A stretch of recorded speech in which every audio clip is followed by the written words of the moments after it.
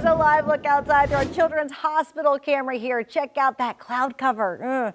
Some ominous looking clouds kind of off to the distance. The WDSU First Warning weather meteorologist Jim Sion kind of joining us now with where the rainfall is headed next and what we can expect from the hours to come. Well, some of us are getting a break from the rain right now, but the North Shore about to get wet in the next 10 minutes, and there's going to be more rain developing throughout the day today into tonight. Thursday and Friday also looking wet. WDSU First Warning radar showing us the rain moving toward the North Shore right now. That area of rain weakening somewhat right now, but still, I think Mandeville getting wet in the next 10 minutes. Ponchatoula, give it about 20 minutes or so. The rain you're looking at moving to the west-northwest at about 20 miles per hour. We had some heavy rain over Thibodaux, and it's still raining there, but in Thibodaux, in about 10 minutes, you should be getting drier.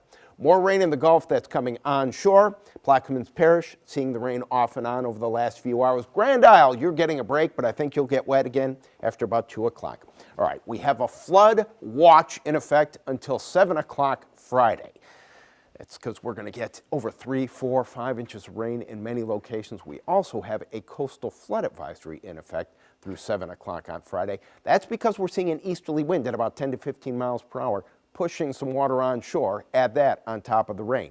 This gives you an idea just how much rain we expect. Generally, painting with a broad brush, 3 to 5 inches expected between now and Friday on the South Shore, 2 to 4 inches on the North Shore. But we're going to have some locally higher amounts because I think sometime today, tomorrow, Friday, we could get the training effect, and you're familiar with that. It's almost like a freight train when you're sitting there waiting for the caboose. Just keeps going, keeps going, keeps going. That may be happening for many of us between now and Friday. Here's a stationary front, not going to move much through the end of this week. That area of low pressure that's been there for about the last 6 days, pumping a lot of moisture up, and a little wave of low pressure at the surface, possibly developing along the front, keeping us wet through Friday. In the tropics, we have a couple of tropical waves over 3,000 miles away. Slim chance for development. This is the only one that we're really concerned about, and we're really not that concerned about it. Only a 30% chance for development as it's about 1,300 miles away from us.